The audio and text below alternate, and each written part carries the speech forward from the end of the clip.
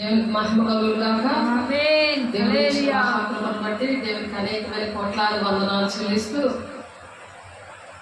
మరి ఈ దినాన దేవుడు మన మధ్యకు వచ్చి మాట్లాడడానికి ఇష్టపడుతున్న విషయం ఏంటంటే, ఆయన జనులలో శ్రమ పొందిన వారు సీయోనును ఆశ్రయింతులు. ఎవరైతే దేవుని పిల్లలు శ్రమ పొంది ఉన్నారో వాళ్ళు దేవుడు సీయోనుని ఆశ్రయించమని దేవుడు కోరుకుంటున్నాడు. దేవునికి మహిమ కలుగును గాక. దేవుని ఆరాధిద్దాము. దేవుని సీయోనుని చేరడానికి, సీయోను అంటే పరిశుద్ధ పట్టణము. ఆ పరిశుద్ధ పట్టణముగా దేవుడు దేహం అనే దేవుని ఆలయంగా ఉన్నప్పుడు మరి ఎలా ఉంటారో, మరి దేవుని పిల్లలు సీయోనుకి చేరడానికి, అంటే దేవుని పిల్లలు ఎవరైతే సీయోనుగా ఉంటారో వారి కుమార్తెలుగా ఉండి ఆ సీయోనుని చేరాలి.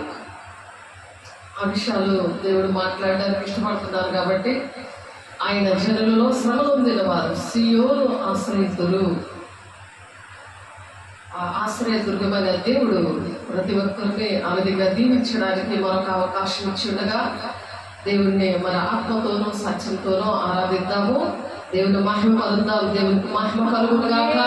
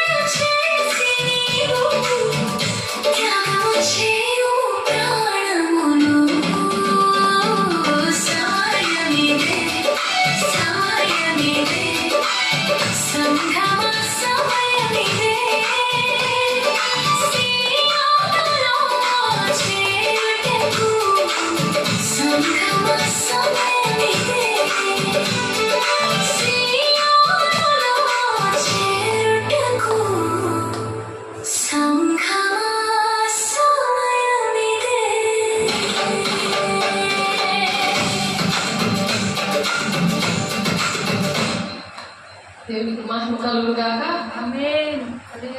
సియోను పట్టణం అనే పరిశుద్ధ పట్టణానికి, పరలోక రాజ్యానికి చేరడానికి సమయం ఇదే. అందుకనే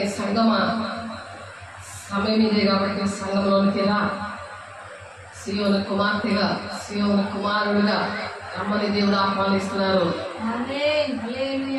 యెషయా గ్రంథము 14వ అధ్యాయము 32వ వచనంలో చూడండి. యెషయా గ్రంథంలో ప్రవచించారు యెషయా గారు. 14వ వచనం 32వ వచనంలో అది నెరవేర్పు కాలము. ఈ దినాన్ని దేవుడు మనకు ఇచ్చారు. దేవునికి మహిమ కలుగును గాక. జనముల దూతకి ఇవ్వవలసిన ప్రత్యుత్తరం ఏది? యెహోవా సియోను స్థాపించున్నాడు, ఆయన జనులలో శ్రమ పొందిన వారు దాన్ని ఆశ్రయితులు అని చెప్పవలెను. ఆయన జనులలో చాలా మంది నామకార్థంగా బ్రతికేస్తున్నారు. దేవునికి సువార్త చేయదు. అభిషేకం పొందుకొని కూడా తినుకొని పడుకొని ఎప్పుడో అభిషేకం పొందుకున్నాంలే, బాప్తీసం తీసుకుంటే అభిషేకం వచ్చేసినట్టే అన్న ఒక ఆమె, పరిశుద్ధాత్మ పొందుకున్నట్టే అన్నది ఆమె. ఒక ఆమె మొన్న ఈ వారంలో దినము బాహ్య పురుషుడు కృషించుచున్నాను, దినము నూతన పరచబడాలి అని వాక్యం చెప్తుంది.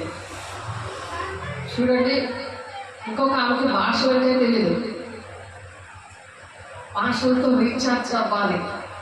ప్రతి ఒక్క మనిషి సెల్ రీఛార్జ్ అవ్వకపోయినా, ఛార్జింగ్ అవ్వకపోయినా ఎలా ఉంటుందో అలాగే ఉంటాయి జీవితాలు. మొదటి ప్రేమ మీరు మర్చిపోయారు అని చెప్పి ప్రకటన గ్రంథంలో యోహాను గారితో సంఘములతో ఆత్మ చెప్పుచున్న మాట చెవిగలవాడు వినుగాక అని ప్రకటన 2వ అధ్యాయం 3వ అధ్యాయంలో చెప్తా వచ్చారు.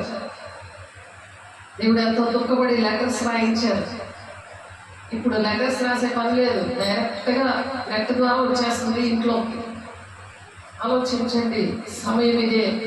సంగమా, సమయం ఇదే. మరి సియోనులో చేరుటకు సమయం ఇదే అని చెప్తున్నారు. సియోన్ అంటే పరిశుద్ధ పట్టణం, పరిశుద్ధ కూడా ప్లేస్. యెరూషలేము పట్టణము, పరలోక రాజ్యం మన మధ్యనే ఉన్నదని మనం నేర్చుకున్నాం.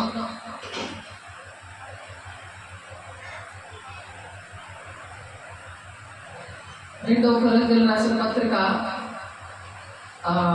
చాలాసార్లు మనం ఈ మాట చెప్పుకున్నాం. 4వ అధ్యాయము 16వ వచనం, కావున మేము ఆధారపడము. మనం పాట ఎందుకు పాడుతున్నాము? సువార్త చేసి ప్రాణాలు పెట్టాలి. సమయం ఇదే. సంగమం రా అని పిలుస్తున్నారు. సంఘము, దేవుని సంఘము, దేవుని యొక్క పెళ్లి కూతురు. సిద్ధంగా ఉన్నావా? దేవుడు వచ్చేసరికి నువ్వు సిద్ధంగా ఉన్నావా? నిలబడుతున్నావా? సత్య సువార్తను ప్రకటించడానికి మరి పోరాడుతున్నావా? సేవ విషయంలో బ్రతుకుడే క్రీస్తే, చావైతే లాభమే అని పౌలు గారు అన్నారు. మరి నేను క్రీస్తుని పోలి నడుస్తున్నాను, మీరు నన్ను పోలి నడవండి అని ఛాలెంజ్గా ఆయన చేసి మనకి చూపించి చేసే తర్వాత అపోస్తులుగా శిష్యులు పౌలు గారు చేసి చూపించారు. మనం ఎలాగున్నాం? అందుకనే సంగమా, సమయం ఇదే. సంగమా, సియోనులో చేరుటకు నువ్వు రావాలి, జ్యోతిల వలె ప్రజ్వలించాలి. ఎంతమంది అయితే మరి దేవుని మార్గంలో నడిపిస్తారో అలా ఆకాశంలో జ్యోతుల వలె ఉంటారని దానియేలు గారు చెప్తున్నారు. ప్రకాశిస్తారంటారు. మరి దేవుని ధర్మశాస్త్రం పట్టుకొని వాళ్ళు జ్యోతుల వలె ఉన్నారని ఉంది. దేవుని వాక్యం పట్టుకొని రానున్న దినాల్లో వాక్యము ఉండదు, కరువైపోతుంది. ఆమోస్ పత్రికలో ఉంటుంది 8వ అధ్యాయము 11, 12 వచనాల్లో కరువైపోయిన దినాల్లో ఉన్నాము. మనం ఎంతో అదృష్టవంతులు.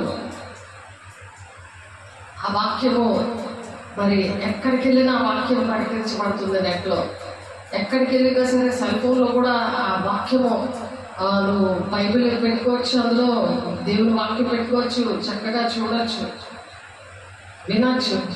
జోబులో పెట్టుకొని, బ్యాగ్లో పెట్టుకొని ఎక్కడికి వెళ్ళినా దేవునితో నువ్వు గడపచ్చు. రానున్న దినాల్లో నెట్ ఉండదు. నెట్టి దేనికి పనికి వస్తుందంటే సాతానుడు నువ్వు ఎక్కడో కొనుక్కోవడానికి పనికి వస్తుంది అది. ఇప్పుడు దేవుడు ఈ ప్రభకాలంలో దేవుడు మనము దాన్ని ఆ దేవుడిని మనం దగ్గర పెట్టుకొని దేవునితో ఆ మాటలన్నీ ఒంటి నిండా నింపుకోవాలి. మనమే బైబిల్ లాగా నిలబడాలి. దేవునికి మహిమ కలుగును గాక. అంత కృప దినాల్లో అంత ఫెసిలిటీ ఇచ్చారు. ఈ భయంకరమైన దినాల్లో కూడా మనం ఎంతో అదృష్టవంతులము. ప్రాణము పోయేంత వరకు కూడా దేవుని కోసం త్యాగం చేయాలి అని చెప్తున్నారు. సీయోను కుమార్తె అదే దేవుడు మాట్లాడుతున్నారు.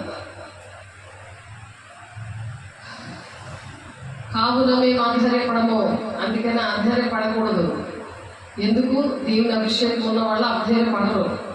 నీతిమంతులు సింహంలా ధైర్యంగా ఉంటారు. అందుకే ఆత్మ లేనివాడు నావాడు కాదన్నాడు. తిరికోళ్ళు దేవుని రాజ్యానికి వెళ్ళాలని ప్రకటన 21:8 ఫస్ట్ లిస్టులో వాళ్ళే ఉంటారు.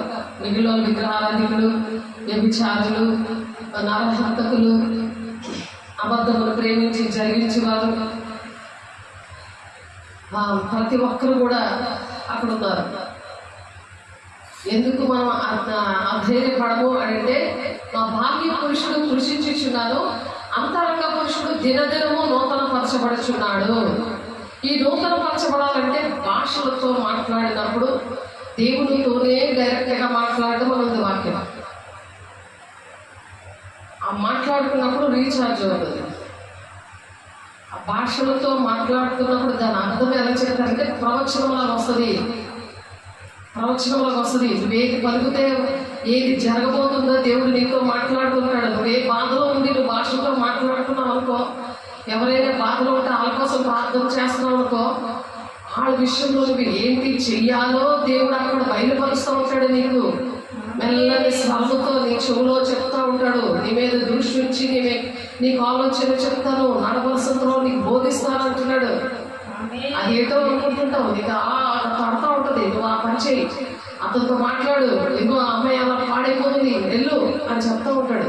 మరి ఫిలిప్ గారికి అలాగే చెప్పాడు. నపుంసకుడు యెషయా చదువుతుంటే నాకు ఎవరైనా బోధించకపోతే ఎలా చదువుతానని చర్చికి వెళ్ళే మధ్యదారిలోని చాలా దూరం, మనకి దగ్గరే, ఇక్కడ నుండి ఇక్కడ రావడానికే వచ్చి అలా ఫ్యాన్లో పడుకొని నిద్రపోతారు. మంచి ఫ్యామిలీలో కూర్చొని పడుకుంటారు హాయిగా. అర్థమవుతుంది, వాక్యం అర్థమవుతుంది. హాయిగా రెస్ట్ తీసుకుని 2 గంటలు అయిపోయి హాయిగా వెళ్ళిపోయి ఇంట్లో చికెన్ బిర్యానీ తినేసి మళ్ళీ హాయిగా పడుకుపోతారు. ఇది కాదు జీవితం. వాళ్ళకి పిరిగితనం ఆవేస్తుంది, రాబోతున్న సంగతులు తెలియదు.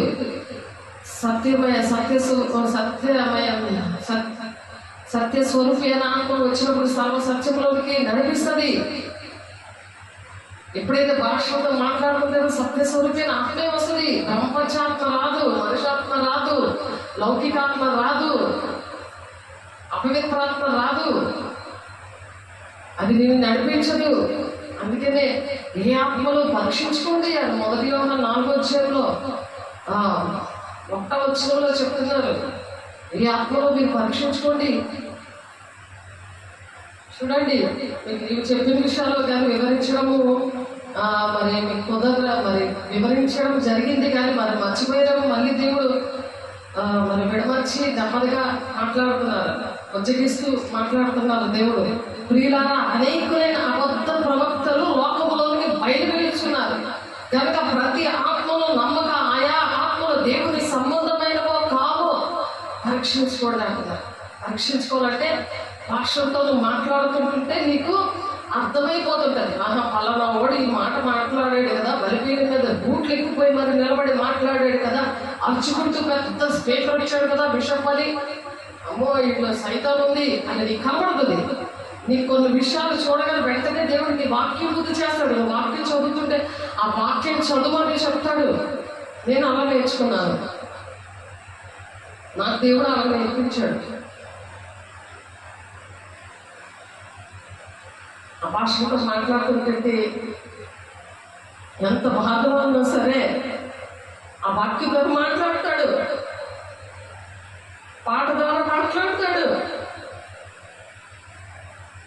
అన్ని భాషలు అగ్ని జ్వాల వంటి ఆత్మ వచ్చినప్పుడు 3000 మంది పేదలు మెసేజ్ చెప్తుంటే రక్షించబడ్డారు.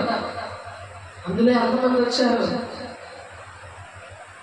150 మంది మాత్రమే దేవునాత్మ పొందుకున్నారు. ఈ దినాల్లో అది కూడా లేదు. విమర్శించే వాళ్ళు ఎక్కువైపోయారు. తెలియలేనప్పుడు తెలియనట్టు ఉండాలి. పరిశుద్ధాత్మ దుఃఖపరచబడి ఈ యుగముందేనో రాబో యుగముందేనో పాపక్షేపం లేదు. అదే మరణకరమైన పాపము. మరణకరము కాని పాపం ఉంది. అది ఎవరైనా ప్రార్థన చేస్తే విడుదల వస్తుంది. మరణకరమైన పాపము చేయొద్దు అంటున్నాడు దేవుడు. ఈ యుగమైందైనా రాబోయే యుగముందైనా పాపక్షేపం లేనే లేదు. దానికి పరిశుద్ధాత్మ దుఃఖపరచద్దు.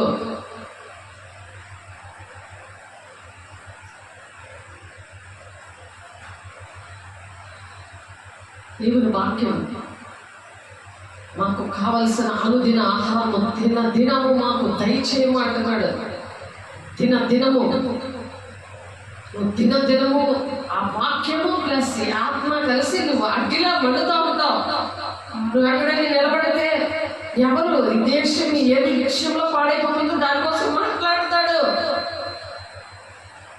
నీవు ఇష్టం వచ్చినట్టు మాట్లాడవు. నీలో భారము, దుఃఖము, వేదన వస్తుంది. ప్రేమించే దేవుడు మాట్లాడతాడు. అగ్ని జ్వాల ఆత్మ వచ్చినప్పుడు సర్వసత్యంలో నడిపిస్తుంది. మేడగదిలో వాక్శక్తి అనుగ్రహించిన కొద్దీ అన్య భాషలు మాట్లాడారు. వాళ్ళకి తెలీదు.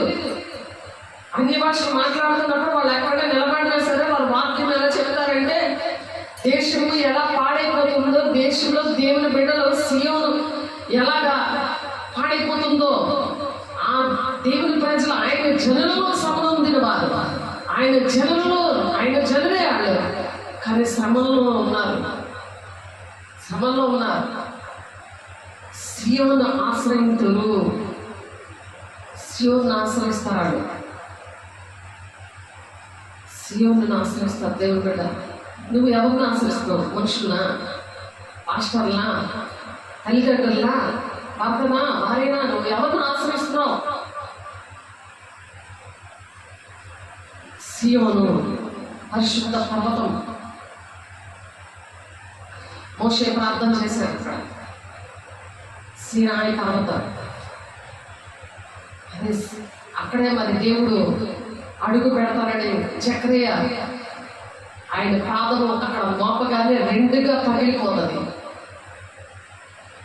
రెండుగా పాయిలైపోతుంది. అక్కడే 450 కిలోమీటర్లతో అది అక్కడ ఎక్స్టెన్షన్ అవుతుంది. అక్కడ ప్లేస్ అక్కడే యెరూషలేము కట్టబడుతుంది యేసయ్య వచ్చాక.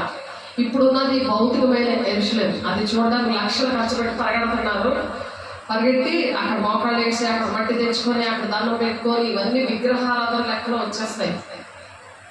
సృష్టికర్తని మరిచి సృష్టిని పూజిస్తున్న లెక్కలోకి వచ్చేస్తారు. దేనిని విగ్రహంగా చేసుకోకూడదు, దేనికి సాగిల పడకూడదు, అది పాపం.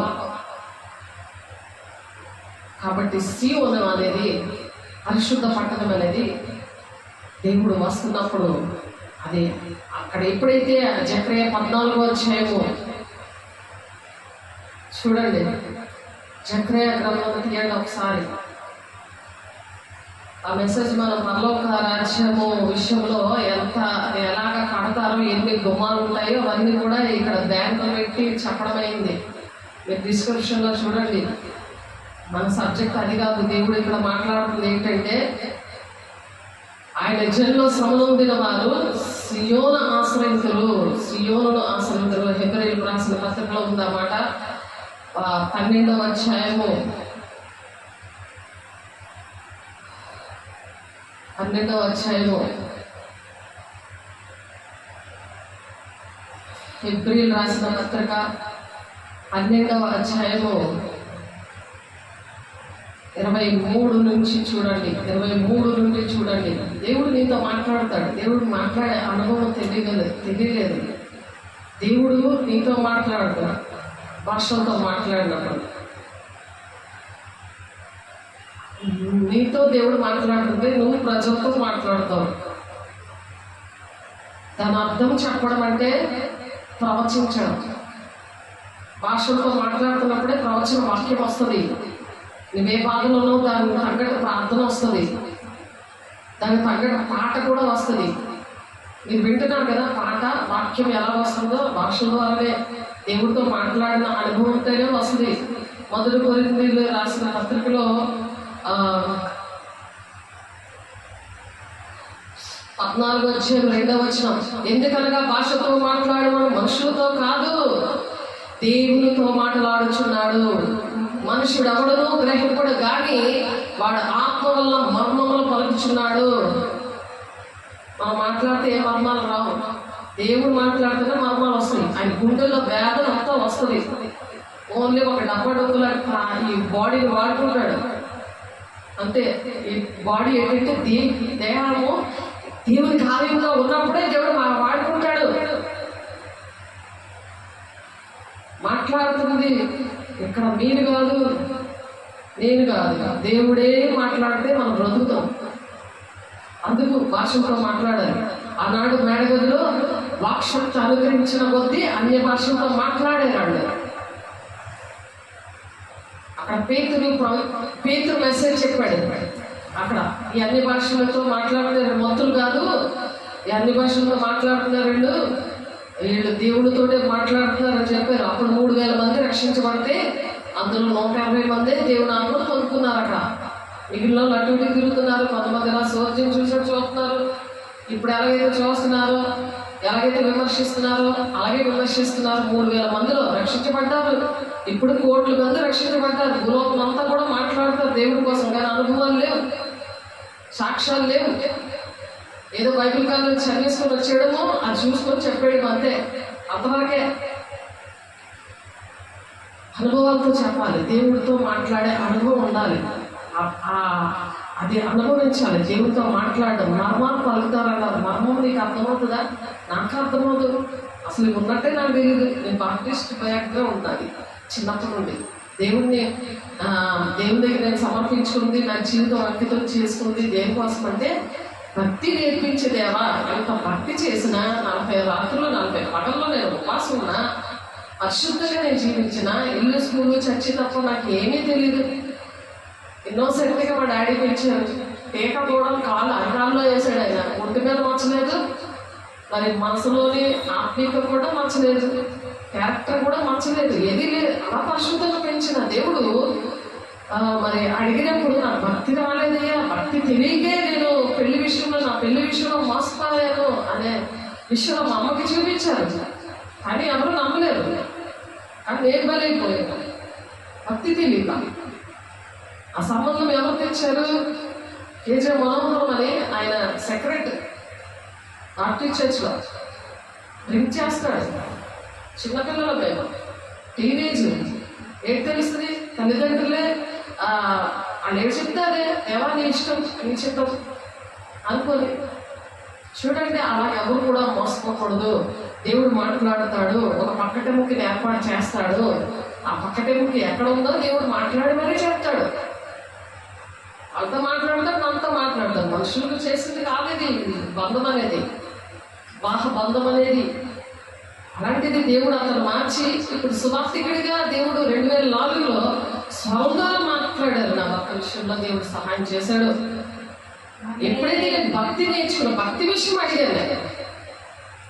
ఆయనకి ఇష్టమైన నేను అడిగినప్పుడు ఆయన ఈ విషయం కూడా నాకు సహాయం చేశాడు. దేవునికి మహిమ కలుగును గాక. ఏం పాస్టర్ అవుతా నాకు తెలీదు, పరిశుద్ధాత్మ దేవుడు ఉన్నాడు అన్న సంగతే తెలీదు. అక్కడ ఒక చర్చికి వెళ్తున్నప్పుడు భాషల విషయంలో అడిగితే, భాషలు అనేది ఒక శుక్రవారం సంక్రాంతి టైంలో 5 రోజులు సెలవుల దినానికి, ఆ సెలవుల రోజు కడకడకడకడలాడే చలిలోని ఓపెన్లో దోపాలం అది 24 hours కూడా ప్రార్థనే. కానీ అభిషేకం అంటే తెలీదు. ప్రార్థన అంతా దిద్దుబాటే, ఓన్లీ దిద్దుబాటే. ఏం తెలియదు పరిశుద్ధాత్మ కోసం కానీ, ప్రకటన గ్రంథం గురించి కానీ, కథలు దిద్దుబాటు, స్టోరీలు, అబ్రహాం కథ, ఇస్సాకు కథ, ఇవి స్టోరీలు. దేవుడు మాట్లాడతాడు, కళల ద్వారా మాట్లాడతాడు, ఇదే. అంతేగాని దేవుడి అభిషేకం అలా వస్తుంది. పరిశుద్ధాత్మ పొందుకోకపోతే పరిస్థితులు ఏంటి? అది తెలీదు. కానీ అక్కడ భాషతో మాట్లాడడము, ప్రవచించడము, ఎవరి పిల్లలు చెప్తుంటే వాళ్ళని కూర్చోబెట్టేసేవాడు. నేను చూశాను. ఆ పాస్టర్ గారు కూర్చోబెట్టేసేవాడు. ఆత్మను ఆపకుడి, ప్రవచనాన్ని నిర్లక్ష్యం పెట్టకుడి అని అన్నారు. దెయ్యం పడితే ఎలా ట్రీట్ చేస్తారో అలా ట్రీట్ చేసేవాడు. నేను చూసి, దేవా నాకు ఎంతో అభిషేకం ఇచ్చావు, నాకు పరిచర్య నేను చేస్తాను, దేవుడి పని చేస్తానో తెలియదు, కానీ నేను నా జీవితం అంకితం ఇస్తున్నాను. నాకులాగా ఈ భక్తి విషయంలో, మరి పెళ్లి విషయంలో మోసపోయినట్టు ఎవరు మోసపోకూడదు అనే విషయంలో నేను చేతులైతే ప్రమాణం చేసి దేవుడు నా జీవితం అంకితం ఇచ్చాను. అంతవరకే నాకు తెలుసు.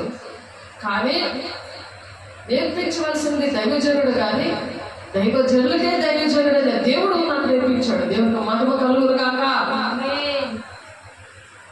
ఆయన నేర్పించారు ప్రాక్టికల్గా. నాకు నీ మీద దృష్టించి నీకు ఆలోచన చెప్తాను, నడవల సూత్రం నీకు బోధిస్తాను అన్నాడు. ఫస్ట్ మాట ఏంటండి పాస్టర్ గారు ఇది ఏంటండి అని అంటే, అబ్బో నీకే అన్నాడు, కానీ దాని అర్థం చెప్పలేదు, ఏంటి చెప్పలేదు.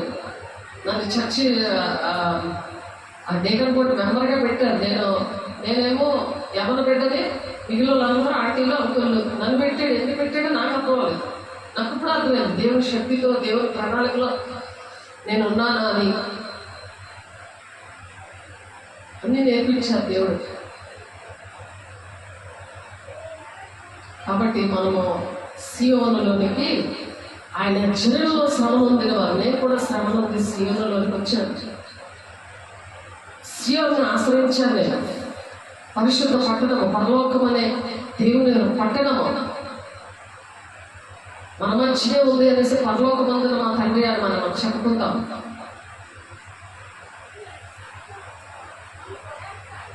అలాగే మరి లోక అసువార్తలో మనం చెప్పుకుంటుంటాం కదా, పరలోక రాజ్యం మన మధ్యనే ఉందని. లోక 11:20 అయితే నేను దేవుని వేలుతో దెయ్యములను వెళ్ళగొట్టుచున్న ఎడలా, అక్కడ ఘటసర్పాలు పట్టిన వాళ్ళు అప్పుడు చెప్పారు పాస్టర్ గారు. నాకు ఘటసర్పాలు 60 రోజులు చెస్ట్, అది నోరు క్యాన్సర్, చెవు క్యాన్సర్ ఉన్న ఆయన నాకు చెప్పారు. నీ ప్రార్థనలు చేసుకోలేమో 12 గంటలకు వాళ్ళకి ఎలా ప్రార్థన చేయాలో, ఎలా తిరుగుబాటు చేయాలో, ఏ వాక్యంతో ప్రార్థన చేయాలో అవన్నీ చెప్పాలన్నారు నాకు. నాకు అనుభవం లేదు అసలు, కానీ పరిశుద్ధాత్మను పొందుకొని ఉన్నాను నేను. ఆ పరిశుద్ధాత్మ దేవుడే సత్యస్వరూపైన ఆత్మ వచ్చినప్పుడు సర్వ సత్యంలోకి నన్ను నడిపించాడు. మనుషులందరూ వాళ్ళందరికీ ఏం తెలియదు, నాలెడ్జ్ లేదు. దిగుబడి చేసుకోవడం అది ఒక్కడే తెలుసు. పెద్ద పెద్దోళ్ళు ఉన్నారు, కానీ అక్కడ దేవుని ఆత్మ లేనప్పుడు ఎలా ఉంటుంది, ఆ దేవుడు వాడి కాలం వేశాడు కదా. మరి ఆ కండిషన్ ఉన్నప్పుడు నాకు ఎవరు బోధిస్తారు? నా దేవుడు నన్ను గర్భంలో రూపుకోబడక ఉందని నేర్చుకున్నాడు. కాబట్టి దేవుడు ఆ పరిశుద్ధతలో నన్ను పెంచాడు. నేను కూడా పరిశుద్ధం ఉండడానికి ఇష్టపడేదాన్ని. నా ప్లేట్లో ఎవరు తినడానికి లేదు, నా గ్లాస్ ఎవరు కొట్టుకోవడానికి లేదు. నేను ముందు నడాలి, కనకతలు మరి ఎవరైనా నడాలి. అలా చిన్నపిల్ల దగ్గర నుండి కూడా దేవుడు అలా పెంచాడు. అప్పుడు అందరూ నవ్వుకొని వారు చెప్పుకోరు, కానీ ఇప్పుడు తెలిసింది అసలు విషయం ఏంటో. ఆ విత్తనము ఎలాగా వచ్చింది, అది పడ్డది, విత్తనం ఎలా పడిందో గర్భంలో, అది ఎలాగ ఎరిగిందో, ఎలాగా శ్రమలో ఉండి ఆయన జనులలో ఆయన పిల్లలు అనమాట, ఆయన పిల్లల్లో శ్రమ పొందిన వారు సియోనును ఆశ్రయిస్తురు. చూసారా, సియోను ఆశ్రయిస్తారు. సియోను ఆశ్రయించినప్పుడు, దేవుని సన్నిధిని ఆశ్రయించినప్పుడు అదే దేవుని యొక్క అభిషేకం. దేవుని సన్నిధి ఉంటుంది అక్కడ. ఆ సన్నిధి ఉన్న దగ్గర మన భాషలతో మాట్లాడతాం. వాక్శక్తి అనుగ్రహించిన కొద్దీ అన్య భాషలతో మాట్లాడతారు. అగ్ని జ్వాలం అంటే ఆత్మ వచ్చినప్పుడు జరుగుతుంది, అది మామూలుగా జరగదు. ఆ భాషలకు కూడా నేను సేవకు వచ్చినప్పుడు ఇంగ్లాపల్లిలో, ఇక్కడ జొన్నగుడి చూసుకొని ఇంగ్లాపల్లి నుండి మేడపల్లి, ఈ 3 సంఘాలు లైన్గా ఆదివారం చేసేదాన్ని. మేడపల్లిలో ఒక పాస్టర్ ఉన్నారు, ఇస్సాక్ పాస్టర్ అని, రోడ్డు పక్కన ఉంటుంది ఆ చర్చి. అతను తనకి చెడుపులు పెట్టేసి అతను ఆ కుర్రోడికి లూడెన్స్ షాప్ ఉంది. తను 5 ఉన్నారు వాళ్ళ ఫ్యామిలీలో. మరి చెడుపులు పెట్టేసేటప్పటికి అవన్నీ కూడా భాషలతో మాట్లాడుతుంటే దర్శనం ప్రవచనం నా ఆత్మీయ పిల్లలకు వచ్చేసింది. అవన్నీ మనకు తెలియదు. ఆప్తీసార్లు మన దేవుడు చెప్పారు. మరి ఆ ప్రతి ఆత్మీయ పిల్లలకి దర్శనం ప్రవచనం భాషలో స్టార్ట్ అయిపోయాయి. మేడ కదా అనుకో, ఎవరు బోధించలేదు. నా కాపురైన దేవుడు నన్ను నడిపించాడు.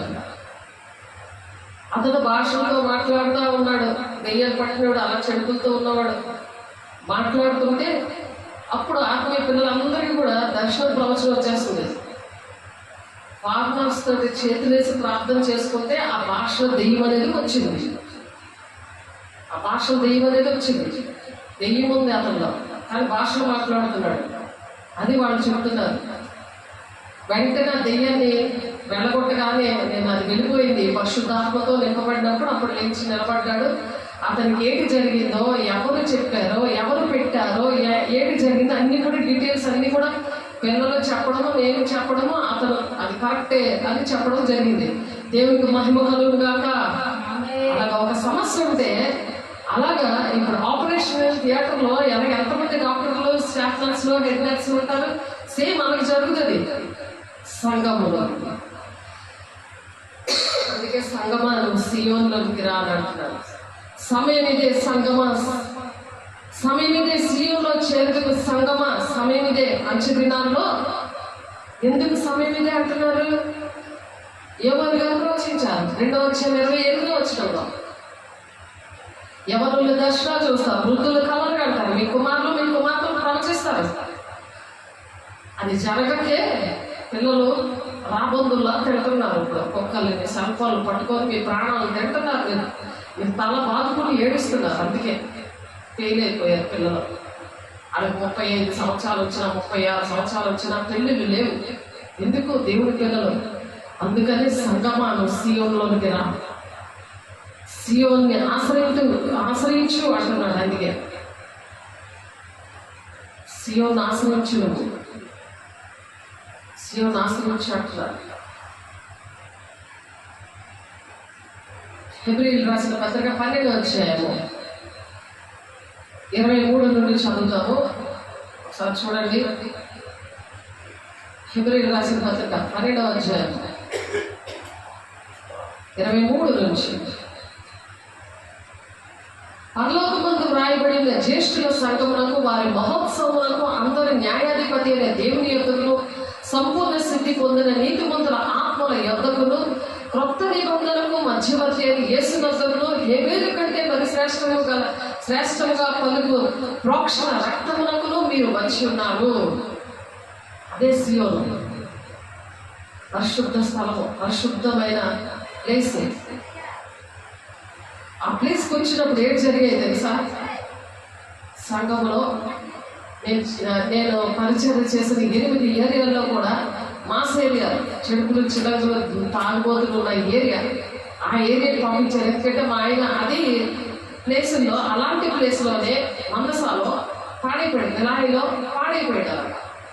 తెలియదు, ఎందుకంటే సంభవింపబోయే సంగతులు తెలియదు, కానీ పరిశుద్ధాత్మ దేవుడు ఉన్నాడన్న సంగతి కానీ తెలియలేని పరిస్థితి. నాకు అలపించారు నా తల్లిదండ్రులు,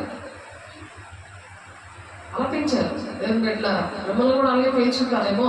అందుకే మీకోసమే దేవుడు మాట్లాడుతున్నారు. దేవునికి మహిమ కలుగును గాక.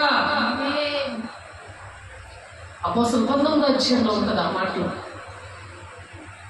సాక్ష్యము, వాక్యంతో దేవుడు గుర్తులతోనూ మహత్కార్యాలతోనూ ఆయన సేవ చేస్తారని పౌలు గారు చెప్తాడు.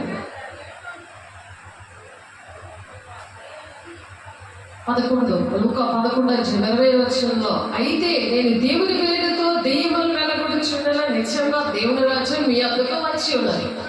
ఆ దేవుని రాజ్యమే సియోను. ఆ సియోనుకు వస్తే నువ్వు సియోను కుమార్తె అవుతావు, లేకపోతే సైతాను కుమార్తె అవుతావు. ఎక్కడున్నావు? సియోను కుమార్తె అని చెప్పి నీకు ఒక పని అప్పు చెప్పాడు. డబ్బులు సంపాదించుకుంటున్నావు బాగా, కోటీసు వాళ్ళు అయిపోయి. అదను నీతో రాదు. దేవుని బిడ్డ ప్రసవేదన కలిగి బిడ్డల కను అప్పుడు నీ శత్రు నుండి నేను విడిపిస్తానని చెప్తున్నాడు. మిగతా 4:10. సీయోనులో అంటే దేవుని సంఘము, గ్లోరీ గాస్పెల్ చర్చ్ ఆర్గనైజేషన్ అనేది యెరూషలేము పట్టణం లాగా సియోను అంటే దేవుని యొక్క సన్నిధి అక్కడ ఉన్నది. కాబట్టి ఆ దేవుని వేలుతో దెయ్యములు వెళ్ళగొట్టినప్పుడు అక్కడ నిశ్చయంగా దేవుని రాజ్యం మీ వద్దకు వచ్చింది. దేవుని రాజ్యం వచ్చింది కాబట్టి దెయ్యం వెళ్ళింది, లేకపోతే అంతే ఏకపడుకుంటుంది. ఆలోచించండి. ఇలాపల్లిలో, ధర్మపూర్లో, అరకు వ్యాలీలో ఇవన్నీ జరిగాయి. జమ్మునారాయణపురంలో అన్ని అలాంటి ఏరియాలే, చాలా భయంకరమైన ఏరియాలు. చీకట్లతో పాడిపోయి ప్రజలు, దేవుని ప్రజలు, ఆయన జనంలో శ్రమలందరి వారు సియోను ఆశ్రయించరు. ఆశ్రయించినప్పుడు దేవుని రాజ్యానికి వస్తారు. ఆ సియోను ఆశ్రయించబడుతున్నాడు దేవుని సంఘము. ఆయన జనులు శ్రమనందున వారు, అందరూ శ్రమ పొందిన వారమే. ఎందుకు? కృప ద్వారా నన్ను రక్షించుకున్నాడు, మిమ్మల్ని రక్షించుకున్నప్పుడు సియోనుగా మనం తయారవ్వాలి. ఎందుకంటే దేవుని దేహము దేవుని ఆలయంగా ఉండాలి. ఆయన ఆలయంగా ఉన్న వాళ్ళ దగ్గరికి దేవుడు పంపించినప్పుడు ఆ భాషతో మాట్లాడుతున్నప్పుడు, ఇప్పుడు సమరయ స్త్రీ విషయంలో యేసయ్యకి ఎలా తెలిసింది? నీకు 5 భార్యలు ఉన్నారని అలా తెలుస్తాయి విషయాలు. దేవుడు భయపరుస్తాడు. కొత్త నిబంధన మధ్య యేసు నొద్దకు హేబేలు కంటే శ్రేష్టముగా పలుకు ప్రోక్షణ రక్తములకు మీరు వచ్చి ఉన్నారు. హేబేలు రక్తము కంటే శ్రేష్టమైనది యేసయ్య రక్తం. ఆయన రక్తములో విడుదల ఉంది, రక్షణ ఉంది, మోక్షం ఉంది, దెయ్యాలు పరిగెడతాయి, స్వస్థత ఉంది. ఆలోచించండి. ఆయన రక్తం వాడడానికి ఇల్లు పాడైపోతుందట, ఇల్లు మీద మచ్చలు పడిపోతాయట. సైతాను గడు చెప్పగానే ఆపేసింది. ఇంట్లోనే పిల్లలు దూరిపోతాడు, భర్తలో దూరిపోతాడు. అందుకే నేను సమాధానం పెట్టవచ్చింది అని తలంచవద్దు అని చెప్తున్నారు పరిశుద్ధాత్మ. సియోను వచ్చిన దగ్గర సమాధానం అక్కడ విశ్వాసకి పొత్తుకుతుంది అక్కడ. అందుకే మూర్ఖులకి తరమలు వేరే ఉండమని చెప్పారు. ఒక ఇంటిలో 2 3 విరోధంగా ఉంటారని ఉంది. నువ్వు దుష్టుడు కొట్టకుండా తను మద్దతు చేసుకొని నువ్వు దేవుని మాటలు చెప్పగలిగి ఉండాలి. దేవుని బిడ్డగా నీ వెలుగును వాళ్ళ మీద ప్రకాశం కలిగి ఉండాలి. అలా నువ్వు అగ్నిజ్వాలం వంటి ఆత్మను పొందుకుంటూ నువ్వు భాషలతో మాట్లాడుతుంటే నీ రీఛార్జ్ అయిపోతుంటుంది. నీ బాడీ అంతా నువ్వు అలసిపోవు. నీకు ఆహారం లేదు, దాహం లేదు, తండ్రి చిత్తం నెరవేర్చమే నీకు ఆహారం వెళ్తుంది. దేవునికి మహిమ కలుగును గాక. కొత్త నిబంధన మధ్యవర్తి యేసునందుకు హేబేలు కంటే మరి శ్రేష్టంగా పలుకు ప్రోక్షణ రక్తమునకు మీరు వచ్చి ఉన్నారు. మీకు బుద్ధి చెప్పుచున్న వారిని నిరాకరింపకుండానట్లు బుద్ధి చెప్తుంటే నిరాకరిస్తున్నారు. ఎందుకు? విశ్వాసం పొత్తుకోగలదు కదా. తోడేళ్ళ మధ్యకి గొర్రె పిల్లగా మేము పంపిస్తానంటున్నాడు. పాములలో వివేకం ఉండండి, పాములలో నిష్కపటంగా ఉంటున్నాడు. ఎలా ప్రభా ఇలా చేస్తున్నారు? ఇలా నేను భాషతో మాట్లాడుతుంటే నీకు తలంపులు వచ్చారు. దేవుడిని మంచి తలంపులు ఇచ్చేసి నడిపించేస్తూ ఉంటారు. వాక్యంతో చూపిస్తుంటారు, వాక్యం చూపిస్తారు, పాట ద్వారా ఆదరిస్తారు, పాట ద్వారా నడిపిస్తారు. నువ్వు సిగ్గుపడనక్కర్లేదని పాట ఉంటుంది, వాక్యం కూడా ఉంటుంది. నువ్వు చేయి పని చేయట, నేను ఉండగా నీ తోడు నాకు ఉండగా భయమేం లేదని అలా పాటల ద్వారా మాట్లాడుతూ ఉంటాడు. ఆయన తోడు వచ్చేస్తాడు. ఆయన నీ పక్షాన్ని ఉండగా విరోధి ఎవరు అని వాక్యం ఉంది. రామ 8:11 విరోధి ఎవరు? ఆయన నీ పక్షాన్ని ఉంటే నీకెందుకు భయం? ఏమంటే ఆయన చెప్తూ ఉంటుంటే నువ్వు భాషతో మాట్లాడటం, దేవుడితో కదా మాట్లాడటం. నువ్వు మనుషులతో మాట్లాడి మనుషులే చూసి మనుషులు ఏటిస్తానని నేను పరిగెడతానంటే నీతో ఏముండదు, దేవుని రాజ్యం ఉండదు. ఇక్కడ తిన్నది ఇక్కడ ఇచ్చింది ఇక్కడే అయిపోతుంది. నువ్వు సంపాదించింది ఏటీ రాదు. యెహోవా పెట్టిన దీపము ఆయన పెట్టాడు. ఆ దీపం ఆయన దగ్గరికి వెళ్ళాలి మనం. మీకు బుద్ధి చెప్పుచున్న వారిని నిరాకరించకుండానట్లు చూచుకోండి. వారు భూమి మీద నుండి బుద్ధి చెప్పిన వారిని నిరాకరించినప్పుడు తప్పించుకొనకపోయినాడు. ఆ పరలోకం నుండి బుద్ధి చెప్పుచున్న వారిని విసర్జించు మనము తప్పించుకొనకపోతే మరి నిత్యము కదా నరకమే. ఎలా తప్పించేసుకుంటావు? ఇప్పుడు మాటలే నువ్వు వినడానికి ఇష్టం లేదు. దేవుడి మాటలు నీకు ఆశీర్వాదాలు, దీవెనలు, సంతోషం నువ్వు అయినావా అది జరిగిపోవాలి. నువ్వు సంబంధమైనవి అడుగుతూ ఉంటావు, జరిగిపోవాలి. తండ్రి చిత్తాన్ని నెరవేరుస్తున్నాం మేము. తండ్రి చిత్తాన్ని నెరవేర్చడం మాకు ఆహారమైంది. తండ్రి చిత్తాన్ని నెరవేర్స్తే దేవుని రాజ్యానికి వెళ్తాం. అవే మేము బోధిస్తాం. నువ్వే తప్పు చేసినా నీ తప్పులను ఒప్పుకొని ఎంతకాలం దిగులు పొందుకొని నువ్వు కోటేశ్వరాలు అయిపోయి చక్కగా ఏసీలో తిరుగుతూ ఉంటే ఏసీలో పడుకొని చక్కగా అన్ని చక్కగా తిరుగుకొని పడుకొని ఉంటే పనుల్లాగా దేవుని పరిచారకులు మేము. కానీ ఈ పరిచారం చేయడానికి కాదు దేవుడు పిలిచింది. అగ్నిజ్వాలం అంటే ఆత్మతో దేవుని శిష్యులు చేయడానికి పని చేయడానికి. దేవుని శిష్యులుగా తయారు చేయమన్నాడు. సర్వలోకానికి వెళ్ళమన్నాడు. సర్వ సృష్టికి సువార్త చేసి భారతదేశాలు ఇచ్చి వాళ్ళకి దేవుడు ఏ ఏ సంగతులు బోధించాడో అవే బోధించమన్నాడు. మీరు బోధించే మేము బోధించము. ఆయన చెప్తూ ఉంటాడు, మేము బోధించాలి. అందుకే భాషలతో మాట్లాడాలి. భాషలతో మాట్లాడడం నేరుగా దేవునితో మాట్లాడతాం. ఆ మర్మాలన్నీ చెప్తూ ఉంటాడు. ఎలాగా ఆ చిక్కుముడి వేపాలి, వాళ్ళని ఎలాగ ట్రీట్ చేయాలి, వాళ్ళకి ఏ వాక్యంతో మాట్లాడాలి, అవన్నీ నిలబెడతాడు, మాట్లాడతాడు. ఫోన్లోనైనా మనిషి వచ్చినా మరి మెసేజ్ చెప్పినా ఎప్పుడు ఆయన మాట్లాడతాడు. ఆ అనుభవంతో దేవుడు పెంచాడు. 26 సంవత్సరాల నుంచి నన్ను. దేవుడికి మహిమ కలుగును గాక. అప్పుడు ఆయన శబ్దము భూమిని చలింప చేశాను. కానీ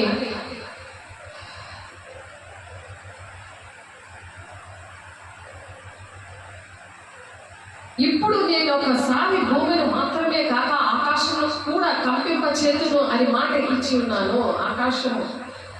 ఆకాశము కూడా కంపిస్తుందట అని మాట ఇచ్చున్నాను. ఇంకొకసారి అన్న మాట చెల్లింప చేయబడని నిలకడగా ఉండే నిమిత్తము అవి సృష్టింపబడినవన్నట్టు చెల్లింప చేయబడినవి కొద్దిగా తీసివేయబడునని అర్థమిచ్చుచున్నది. అందువలన మనము నిశ్చలమైన రాజ్యమును పొంది దైవ కృప కలిగి ఉందము. అటువంటి పరిస్థితిలో ఉండలేదు కదా. అందుకనే నిశ్చలముగా కదలకుండా ఉంటుంది దేవుని రాజ్యం. అది పొందుకొని దేవుని యొక్క కృప కలిగి ఉందాము. ఆ కృప కలిగి వినయ భయభక్తులతో దేవునికి ప్రీతికరమైన సేవ చేయడము. దేవునికి ప్రీతికరమైన సేవ చేయబడుతున్నాడు దేవుడు. మనుషులకు ప్రీతికరమైన సేవ కాదు, గొప్ప కోసం కాదు చేసేది. వాళ్ళు మెప్పించి మనుషులు మెప్పించినప్పుడు ఇది దేవుని స్వరం కాదు, మానవ స్వరం కాదు. దేవుని స్వరం అంటే ఏంటేయడం. పురులు గారు అక్కడికక్కడ చచ్చిపోయాడు. ఇప్పుడు దేవుడు ఏంటంటే గురుగుల్లాగా పెరిగిపోతున్నారు. గురుగులు గోధుమలు పక్కనే ఉంటారు, పెరగని అని అన్నాడు దేవుడు. అందుకే అన్నాడు. అందరూ చచ్చిపోతే చాలా బాధగా ఉంటుంది కదా. ఎందుకంటే ఆ గురుగుకి ఈ రోజు కాబట్టి రేపైనా బుద్ధి వస్తుంది. అది ఎంత ప్రయత్నిస్తున్నాడో దేవుడు ఆలోచించండి. దేవుడైతే పొలంలో మంచి విత్తనాలే వేసాడు, మంచి వాక్యమే చెప్పాడు. కానీ గురువులు వచ్చి అబద్ధ బోధకులుగా, అబద్ధ ప్రవక్తలుగా దెయ్యాల బోధ చేస్తూ అనేక మంది వాళ్ళ గొప్పల కోసం బ్రతుకుతున్నారు. అవి ఏ ఆత్మలో తెలియాలంటే పరిశుద్ధాత్మ పొందుకోవాలి. భాషలతో నువ్వు మాట్లాడుతున్నప్పుడు నీకు ఆ డీటెయిల్స్ వచ్చేస్తాయి, తెలిసిపోతాయి. అన్ని కూడా నీకు స్కాన్ వచ్చేస్తుంది. డాక్టర్ దగ్గరికి వెళ్తే వెళ్ళినప్పుడు బాగా ఉంటావు, చక్కగా ఏ నొప్పి సరుకు లేకుండా వెళ్ళి బాడీ చెకప్ చేసినప్పుడు నీ గుండెలో హోలు ఉంది, చిన్న కన్నం ఉన్నది అని అంటే నీకు ఎలా ఉంటుంది? సేమ్ అలాగే దేవుని పిల్లలకి తెలుస్తాయి అవన్నీ కూడా. డాక్టర్ ఉంటాడు, భాషలతో మాట్లాడిన వాళ్ళు, ఒక లాయర్ ఉంటాడు, ఒక డాక్టర్ ఉంటాడు, ఒక సబ్ ఇన్స్పెక్టర్ ఉంటాడు, ఒక మిలిటరీ మ్యాన్ ఉంటాడు, ప్రాణాలు తెగించి చేస్తాడు. చావు అయితే బ్రతుకుడే క్రీస్తే, చావు అయితే లాభమని అనుకుంటారు. అది దేవుడు ఇచ్చిన అభిషేకం. అంటే దేవుడు అభిషేకము దినదినము నూతన పరచబడు. మరి చదువుకున్నాం కదా, మొదటి 4:16 బాహ్య పురుషుడు బలహీనంగా ఉన్న అంతరంగ పురుషుడు దినదినము నూతన పరచబడాలి. ఆమేన్. అందువల్ల మనము నిశ్చలమైన రాజ్యమును పొంది దైవ కృప కలిగి ఉందాము. ఆ కృప కలిగి వినయ భయభక్తులతో దేవునికి ప్రీతికరమైన సేవ చేయడము. ఎలాగా ఎందుకు చేయాలో తెలుసా? కఠినమైన తీర్పు ఉంటుంది. Yakobo 3:1 ఉంది. బోధకులకు కఠినమైన తీర్పు ఉంటుంది. ఎందుకంటే ఏలేరుగా మన దేవుడు దహించి అగ్నే ఉన్నాడు, కాల్చి పారేస్తాడు. మిలిటరీ వాడు ఉన్నాడు. ఎవరిలో అయితే దేహము దేవుని ఆలయంగా ఉంటుందో, ఎవరైతే మనుషులకి శరీరాన్ని చంపుకోనికి భయపడకూడదు, కానీ ఆత్మను శరీరాన్ని అగ్నిలో పడవేమో నువ్వు భయపడన్నాడు దేవుడు. నేను సేవకు వచ్చాడు, మా ఆయన్ని ఫాలో అవుతుంటే ఆయన ఏం చెప్తే అది ఫాలో అయ్యిందని. నేను ఆత్మను పొందుకుంటే దేవుడు నాకేమో ఒక కుటుంబము విషయంలో ఏ కుటుంబం కలబడినా వాళ్ళ కోసం ప్రార్థన చేసిన అన్ని నాకు చెప్తా ఉండేవాడు. ఈ మాత్రం చెప్పనిచ్చేవాడు కాదు. నాకు పక్కన కాలు మట్టిడమో లేకపోతే నన్ను కంట్రోల్ చేస్తూ ఉంటుంటే నాకు దేవుడు చూపించారు. అవన్నీ కూడా అవి చూపించి ఆ కళ ద్వారా దేవుడు వాక్యము కూడా యాడ్ చేసి చూపించారు.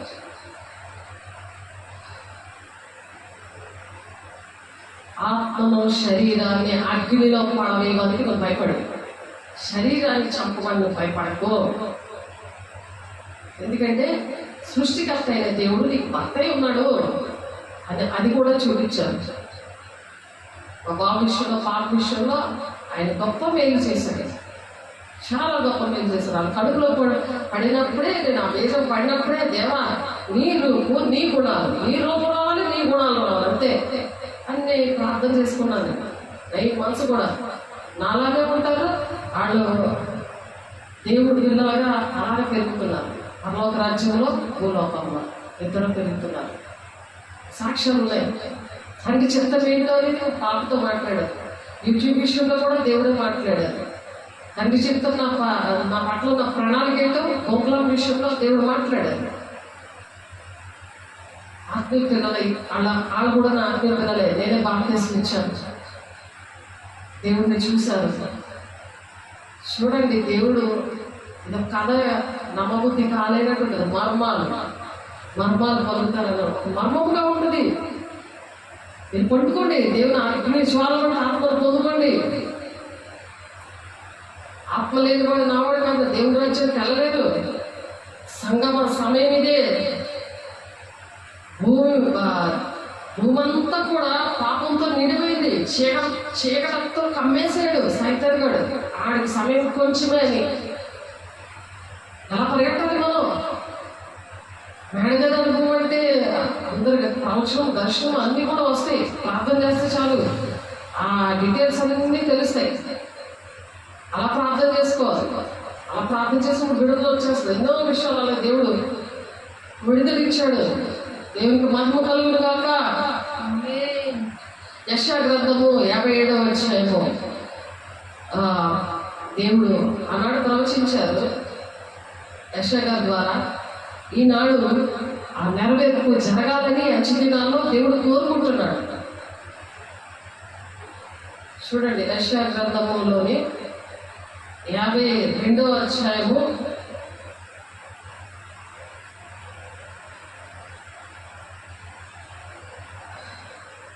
1-2 వచనాలు మీరు రాసుకోండి, చదవండి. డౌట్స్ ఉంటే నన్ను అడగండి. నేను 24 గంటలు అందుబాటులో ఉంటాను. 52:1-2 వచనాలు. సియోను లేము, నీ బలము ధరించుకొను. పరిశుద్ధ పట్టణమైన యెరూషలేమా, నీ సుందర వస్త్రములను ధరించుకొను. ఇక మీద సున్నతి పొందని వాడెవడైనను అపవిత్రుడైనను నీ లోపలికి రాడు. అలా యాడ్ చేశాడు. నాకు ఎవడు కూడా అపవిత్రమైన వాడు నా దగ్గర రాలేడు.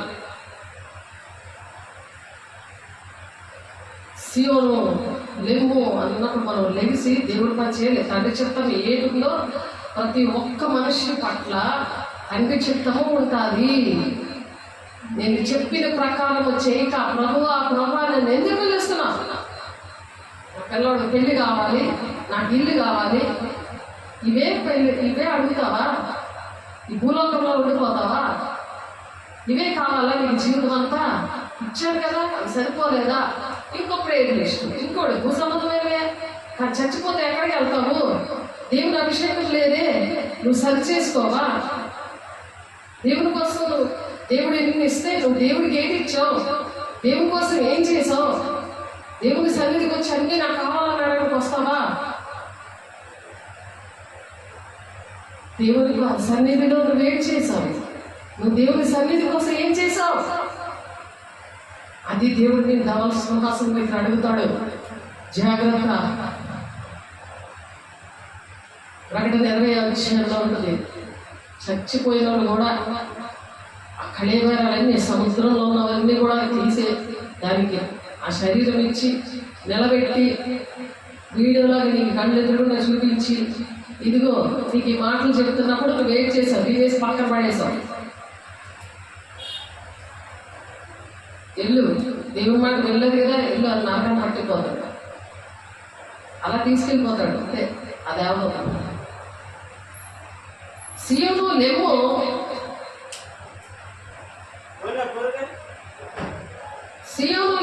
నీ బలము ధరించగలము, పరిశుద్ధ పట్టణమైన యెరూషలేమా నీ సుందర వస్త్రములను ధరించగలము. ఇక మీదటి సున్నతి పొందని వాడెవడును అపవిత్రుడైన నీ లోపలికి రాడు. యేసునామములో కాలిపోలేక ధరిస్తాడు దెయ్యమా. నజరేయుడైన యేసునామములో బయటికి పొమ్మనాజ్ఞాపిస్తున్నాను సైతాన. ధూళి దులుపుగలము యెరూషలేమా, లేచి కూర్చుండుము. చెరపట్టబడిన సీయోను కుమారి నీ మెడకట్లు విప్పి వేసుకొనుము. ఇశ్రాయేలు ప్రజలు ఎలాగైతే తిరుగుబాటు చేస్తూ దేవుని గాయపరిచారు, అయినా దేవుడు ప్రేమిస్తున్నాడు. అలాగే దేవుని బిడ్డ మిమ్మల్ని కూడా ప్రేమిస్తున్నాడు. దేవుని మీద తిరుగుబాటు చేసి దేవుని తండ్రి చిత్తం ఏంటో చెప్పినా అర్థం చేసుకోకుండా ధూళి దులుపుకొనుము అని చెప్తున్నాడు. అంతే. యెరూషలేమా లేచి కూర్చో అని చెప్తున్నాడు. దేవుడు యెరూషలేము పట్టణంగా దేవుడు చేశాడు. చూడండి ప్రకటన గ్రంథం చూడండి, ప్రకటన గ్రంథము 3వ అధ్యాయము. యెరూషలేమా అంటే ఎవరు? ప్రకటన గ్రంథము 3వ అధ్యాయము, ప్రకటన గ్రంథం 3వ అధ్యాయము 8, 9, 10 వచనాలు. నీ క్రియలు నేను ఎరుగుదును, నీకున్న శక్తి కొంచెమై ఉండెను, నీవు నా వాక్యమును గైకొని నా నామమును ఎరుగనలేదు. దేవుడి మాటలు నాకు తెలియదు అన్నట్టుగా ఉన్నా, మర్చిపోయావు దేవుడి మాటలు. ఎందుకంటే దేవుని పిల్లలతో మీరు కూడి ఉండలేదు కనుక వాక్యం నిష్ప్రయోజనం అయిపోయింది. వాళ్ళ గుర్తు లేదా ఉంది వాక్యం.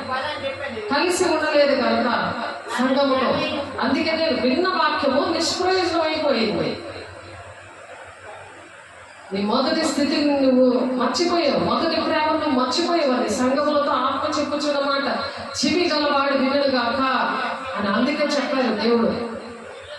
నీ క్రియలు నేను ఎరుగుదును, నీకున్న శక్తి కొంచెమై ఉండినను, నీవు నా వాక్యమును గైకొని నా నామమును ఎరుగనలేదు. ఇదిగో తలుపునొద్ద ఎదుట తీసి ఉంచి ఉన్నాను, తలుపు నీ ఎదుట తీసి ఉంచి ఉన్నాను, దాన్ని ఎవడునో వేయనేరడు. యూదులు కాకయే తాము యూదులమని అబద్ధమాడు సాతాను సమాజపు వారిని రప్పించదను. వారు వచ్చి నీ పాదముల ఎదుట పడి నమస్కారం చేసి, ఇదిగో నేను నిన్ను ప్రేమించుకునని తెలుసుకున్నట్లు చేసేదను. నీవు ఇవన్నీ నేను చేస్తాను, నీకే బాధలు ఉన్నాయి, కష్టాలు ఉన్నాయి, నువ్వు ఎలాంటిదో అన్నీ నాకు తెలుసు. కానీ నువ్వు దేని విషయంలో మర్చుకున్నావు? వాక్యం విషయంలో, వాక్యమును గైకొండే విషయంలో నువ్వు మర్చుకున్నావు. వాక్యం ఏం చెప్తే అలాగే నడవడానికి నువ్వు ఇష్టపడ్డావు, ఓర్చుకున్నావు. అది చెప్తున్నారు 10వ వచనంలో, నీవు నా ఓర్పు విషయమైన వాక్యమును గైకొంటివి కనుక భూ నివాసులు శోధించినట్టు. శోధన కాలం రాబోతుంది. వాక్యమును గైకొంటివి కనుక భూ నివాసులు శోధించటకు లోకమంతటి మీదకి వస్తుంది. ఒకరి మీద కాదు, లోకమంతటి మీదకి రాబో శోధన కాలంలో నేను నిన్ను కాపాడేదను. దేవుడు కాపాడుతాడు. ఆ శోధన కాలంలో నేను త్వరగా వచ్చుచున్నాను, ఎవడునూ నీ కిరీటము అపహరింపకుండునట్లు నీకు కలిగిన దాన్ని గట్టిగా పట్టుకొనము. నీకు ఇచ్చిన అభిషేకము, నీకు ఇచ్చిన వరాలు ఏం చేశావు? దేవుడు పని కోసం ఇచ్చారు, సంఘం కోసం ఇచ్చారు, సంఘం క్షమాభివృద్ధి జరగడానికి ఇచ్చారు. అది వాక్యం చెప్తుంది. నువ్వేం చేసావు? మంచం కింద కూర్చం కింద పెట్టావు. దేవుని దగ్గర క్షమించమని అడిగి నీకు సంఘము సమయం ఇదే. సంఘము సియోనులో చేరుటకు సంఘమా సమయం ఇదే అని చెప్తున్నారు. చేయించుకొని నా దేవుని ఆలయంలో ఒక స్తంభంగా చేసేదను, అందులో నుండి వాడు ఇక మీద అన్నిటికీ వెళ్ళిపోలేకపోడు.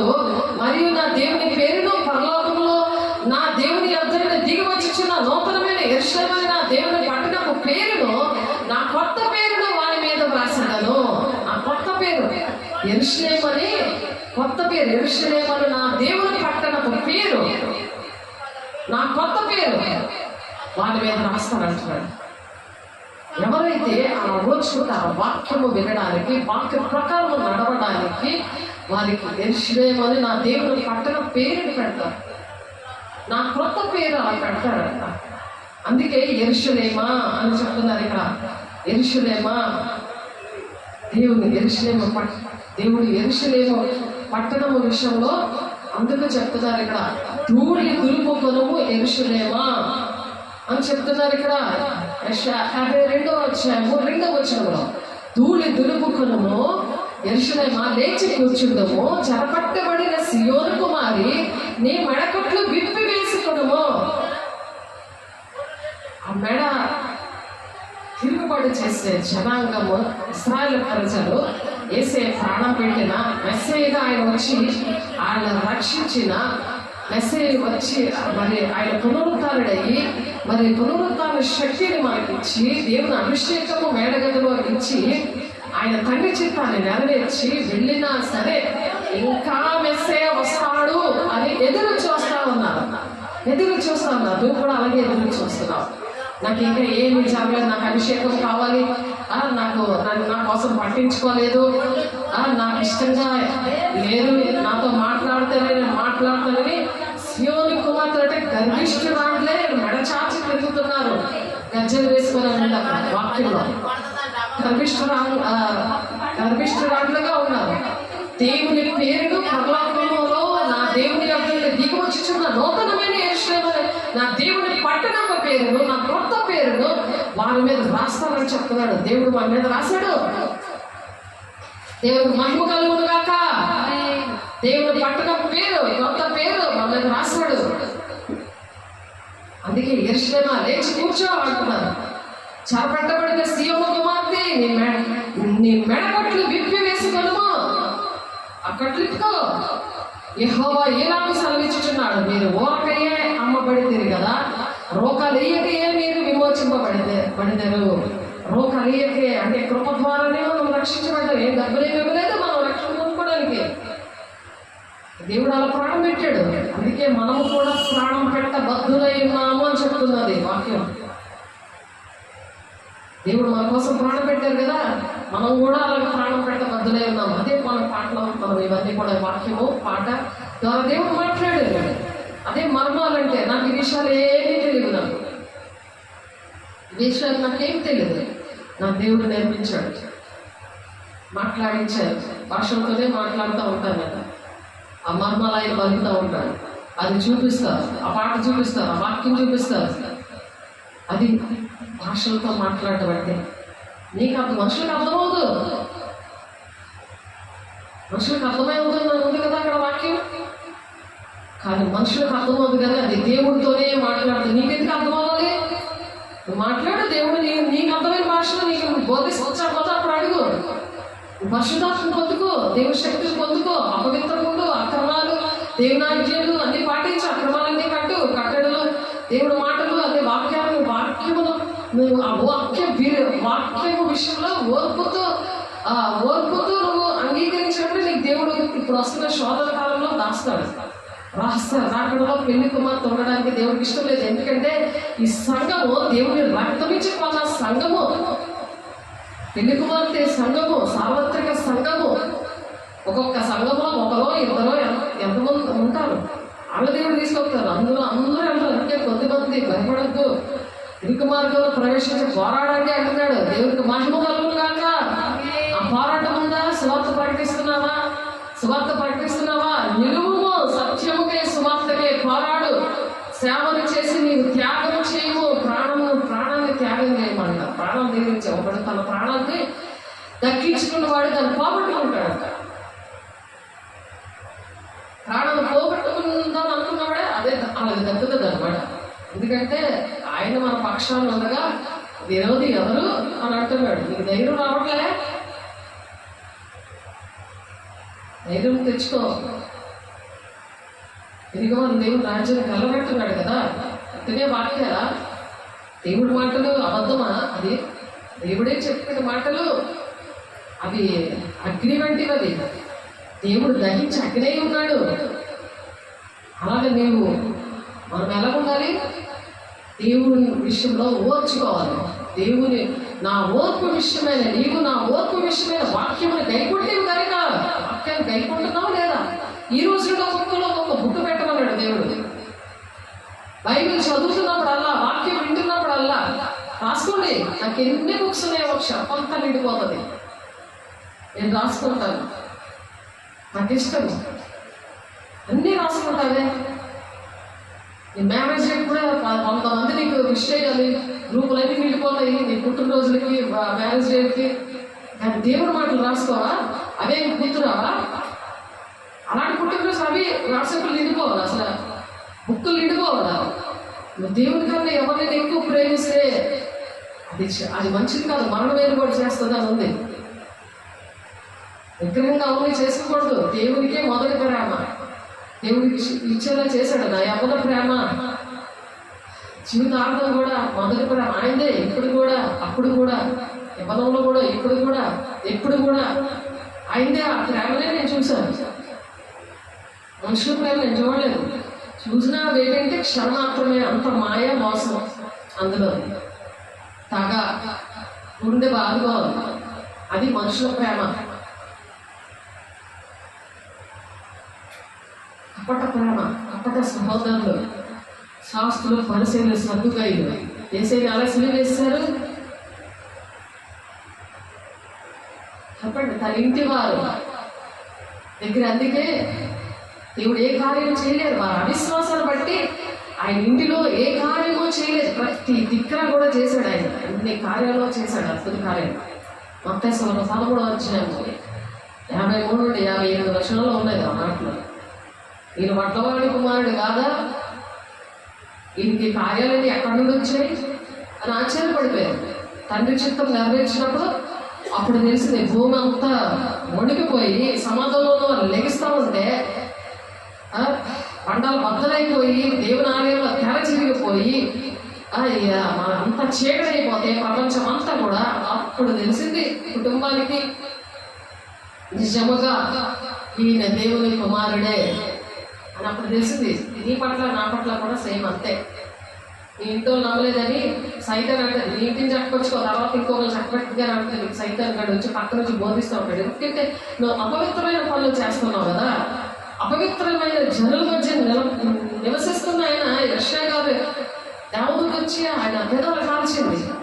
అందుకని మనం దినము నూతన పరచబడాలి. అంతరంగ పురుషుడు అలాగా బలహీనం అయిపోతాడు. అపవిత్రమైన పెదాలని కాల్చుకోవాలి. భాషలతో మాట్లాడుతుంటే ఆ అగ్ని వస్తుంది, అగ్ని జ్వాలైన మాటలు వస్తాయి, ఆ పెదాలు అలా కాల్చబడతాయి.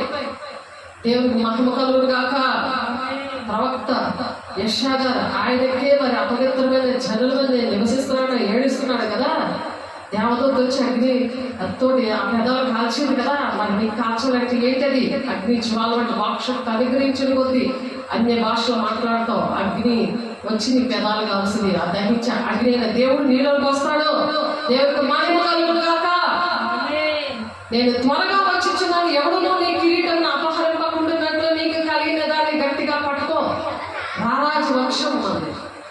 నీ వంశం పాడైపోతుంది, నేను వాళ్ళ దగ్గరికి వెళ్ళకపోతే నాకు రానివ్వరు, నా వంశం పాడైపోతుంది అనుకుంటున్నావేమో.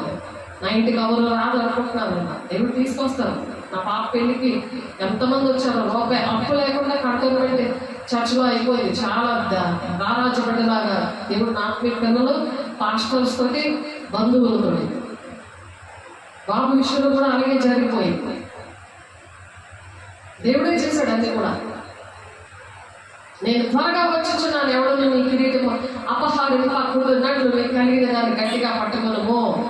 రారాజు బిడ్డలకి ఆ కిరీటం పెడతాడు. ఆ కిరీటం ఆ మర్మాలు పలుకుతున్నప్పుడు ఆ కిరీటం పెడతాడు. రాజవంశంలో ఉన్నట్టు వాళ్ళు ఎప్పుడు సంతోషంగా ఉంటారు. వాళ్ళు ఎప్పుడు కూడా గద్దించి, శిక్షించి, దైవావేశం వల్ల బుద్ధి చెప్తూనే ఉంటారు. శిక్ష కూడా వేస్తారు. నేను త్వరగా వచ్చుచున్నాను. ఎవడు నీ కిరీటం అపహరింపకుండానట్లు నీకు కలిగిన దాన్ని గట్టిగా పట్టుకొని జయించవని నా దేవుని ఆలయంలో ఒక స్తంభంగా పెడతాడు. పర్లోక రాజ్యంలో నేను ఒక స్తంభంగా పెడతాడు. ఆమేన్.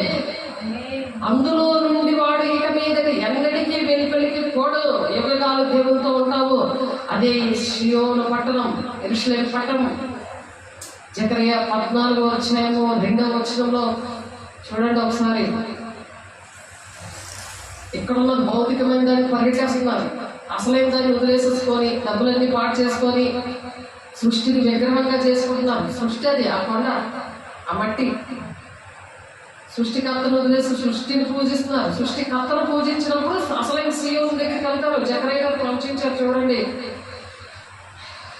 జకరియా మనము చెప్తున్నాము, కానీ మళ్ళీ ఒకసారి మన వాక్యం వచ్చింది కాబట్టి చెప్తున్నాం. ఆ దినమున యెరూషలేము ఎదుట, ఆ దినమున యెరూషలేము ఎదుట తూర్పు తట్టుననున్న ఒలీవ కొండ మీద ఆయన పాదములు ఉంచగా, ఒలీవ కొండ తూర్పు తట్టుకును పడమటి తట్టుకును నడిమికి విడిపోయి సగము కొండ ఉత్తరపు తట్టుకును సగము కొండ దక్షిణపు తట్టుకును జరుగును గనుక విశాలమైన లోయ ఏర్పడను. అక్కడ యెరూషలేము మందిరము కట్టబడుతుంది. వేసే వచ్చాక ఆ మందిరమే మనం ఇక్కడ బ్యానర్లో పెద్ద మందిరం, బంగారు పట్టణం, బంగారు వీధులు పెట్టి దేవుడు నాకు చెప్పారు, బ్యానర్ పెట్టి వాక్యం చెప్పు అని 2 సార్లు చెప్పారు నాకు. అందుకు గోకులంలో జనగుడిలో బ్యానర్ పెట్టి వాక్యం చెప్పడం. ఈ మందసం అనే సన్నిధి లేకపోతే, మనసులో దేవుని ఆజ్ఞలతో ఉన్న పలకలు, మరి అహరోను కర్ర, ఎండిపోయిన కర్ర చిగురింప చేశాడు దేవుడు ఆజ్ఞలు పాటించినప్పుడు. ఆ చిగురింప చేసిన వాళ్ళు ఏం చేస్తారు? పరలోకము మన్నా అనే వాక్యం తింటారు. ఇష్టమవుతుంది, ఓర్పుతో వాక్యాన్ని అంగీకరిస్తారు. అవి మందసము, దీన్ని మోసుకొని వెళ్ళాలి. మన పని అది. ప్రతి ఒక్క మనిషి యొక్క పని ఏంటంటే ఆ మందసాన్ని మోసుకొని వెళ్తే నీకు భయం ఉండదు. ఈ భయంకరమైన దినాల్లో దేవుడు అలా దీవిస్తానంటున్నాడు. అలా దీవించినప్పుడు అలా జయమని ఈ భూలోకంలో మనం పొందుకుంటే మన పరలోక సంబంధాలుగా ఉండాలి. ఎందుకంటే పరలోక రాజ్యం మన మధ్యకి వచ్చింది కదా, దెయ్యాలు వెళ్ళగొడుతున్నాం కదా, అద్భుతకార్యం దేవుడు చేస్తున్నాడు కదా. మార్కు 16:20 వాక్యం ప్రకటిస్తుంటే దేవుడు సహకార్యం అద్భుతకార్యాలు మహత్కార్యాలు చేస్తా ఉన్నాడు. చేసేదారుగా అది చేస్తుంటే ఏంటి ఇలా జరుగుతుందని చూసారు. ఆ వాక్యం దేవుడు, వాక్యం ద్వారా దేవుడు మాట్లాడు. ఆ వాక్యం చూడగానే ఎంతో బలం వస్తుంది. ఎందుకంటే వాక్యంలో దేవుడు సహకారిగా ఉన్నాడు. అది మార్కు 16:20 చూపించారు దేవుడు. అలా జయిస్తూ ఉంటారట. వాళ్ళని నా దేవుని ఆలయంలో ఒక స్తంభంగా చేసేదను, అందులో నుండి వాడు ఇక వేరే ఎన్నటికీ పోయాడు. మరియు నా దేవుని పేరును పరలోకంలో నా దేవుని యొద్ద నుండి దిగివచ్చుచున్న నూతనమైన యెరూషలేము నా దేవుని పట్టణపు పేరును, నా కొత్త పేరును వారి మీద రాసేదను. పరలోకం నుండి దిగి వచ్చిన యెరూషలేము, పరలోకం నుండి దిగి వస్తుంది యెరూషలేము పట్టణం. ఇప్పుడున్నది భౌతికమైనది. దీనికి ముద్దులు పెట్టుకొని, మట్టి తెచ్చుకొని, అక్కడ దాన్ని పెట్టుకొని, లక్షలు ఖర్చు పెట్టుకొని నువ్వు పరిచయంతో మానేసి, దేవుని ఆత్మ లేకుండా, తండ్రి చిత్తం ఏంటో తెలుసుకోకుండా, దేవుని ఎరుగుటి నిత్య జీవం అంటున్నాడు. ఆయన ఎరగకుండా, ఎరుగుతే కదా ఆయన గుండెలో బాధ ఏముందా నీ పట్ల, నేను ఎందుకు ఈ భూలోకాన్ని పంపించాడో తెలియాలి కదా.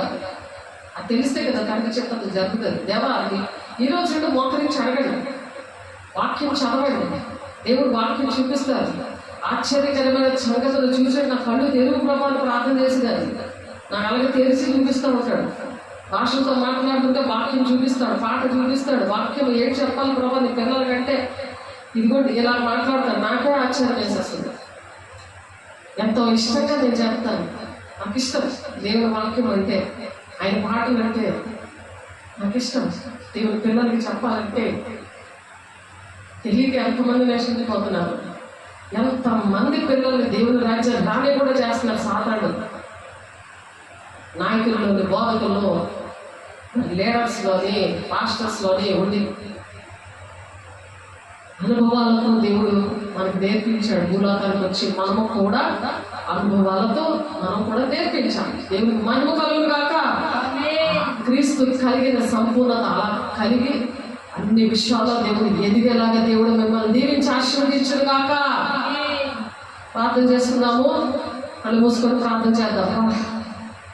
పరిశుద్ధమైన దేవ, మహిమ గల దేవ, అభిషేకమా, యవ్వనమా తండ్రి నాయన, నీ కృపలో మమ్మల్ని నాయన భద్రపరిచి ఇదిగో నీ బిడ్డల చేతులైతే ప్రార్థన చేస్తున్న ప్రతి ఒక్క బిడ్డని దర్శించండి. నూరంతలుగా వాక్యాన్ని ఫలింపు దయచేస్తున్నాము. మహిమతో నింపండి. నామకార్థమైన జీవితాలు యేసు నామములో విడుదల ప్రకటిస్తాను. యేసు నామములో ప్రతి వాక్యము చదివి ఆ వాక్య ప్రకారం నడుస్తున్నానా లేదని టెస్ట్ చేసుకొని అది మాత్రమే ఒక బుక్లో రాయడానికి మీరు సహాయం చేస్తున్నారు. దేవానికి స్తోత్రాలు అయ్యా. వాక్య స్వరూపైన దేవా మీరు వచ్చున్నారు. మన వాక్యం అనే దేవుడు ఒంటిలో ఉండాలి. ఒంటిలో ఉన్నప్పుడు నీవే వాక్యమే, నీలో నీ దేవుడిని, నీవి సియోను వలె అనేక మంది దగ్గరికి వెళ్ళి సియోను కుమార్తె వలె అనేక మంది కోసం ప్రసవేదన కలిగి నీ కన్నీరుతో దేవుడిని సంతోష పెట్టడానికి దేవుడు మరి ఈరోజు మాట్లాడి ఉండగా మరి ఆ దేవుని బిడ్డలందరూ కూడా సియోనుకి రావాలి, సంఘము సియోను దగ్గరికి రావాలి అని చెప్తున్నారు. నీవున్న స్థలము సియోను పట్టణం దగ్గరికి, యెరూషలేము పట్టణం దగ్గరికి, యెరూషలేముగా పేరు పెట్టిన దేవుని బిడ్డల దగ్గరికి, ఓర్పుతో వాక్యాన్ని అంగీకరించిన ఆ సియోను దగ్గరికి రమ్మని చెప్తున్నా ప్రభా. నీకు కలిగిన దాన్ని గట్టిగా పట్టుకోవాలని చెప్తున్నా ప్రభా. అయా నీ అభిషేకాన్ని అయా నా తండ్రి పోగొట్టుకోకుండా ఎవరైతే పోగొట్టుకున్నారో మరలా అభిషేకము పొందుకొని మరి ఆ వరాలు పోగొట్టుకున్నారో అవన్నీ కూడా నూరంతలుగా ఫలవంతముగా పొందుకొని నీ పని చేయాలిగా ఇస్తున్నాము. నీ మహిమతో నింపండి, నీ అభిషేకంతో నింపండి. తండ్రి చిత్తాన్ని నెరవేర్చి నీ రాజ్యానికి వారసులుగా ఉండడానికి మీరే సహాయం చేసి నడిపిస్తున్నందుకు మహిమ ఘనత ప్రభావం మీరే పొందుకుంటున్నందుకు వందనాలు స్తోత్రాలు చెల్లిస్తే పరిశుద్ధ నామములో బ్రతిమలాడి వేడుకుంటున్నాను తండ్రి. ఆమేన్. తండ్రి యొక్క దీవెన, కుమారుని యొక్క కృప, పరిశుద్ధాత్మిక నిత్య సహవాసము సదాకాలము ప్రతి ఒక్కరికి కూడా తోడై నడిపించును గాక. ఆమేన్. దేవుడు మహిమ కలుగును గాక. God bless you. దేవుడు దీవించి ఆశీర్వదించును గాక.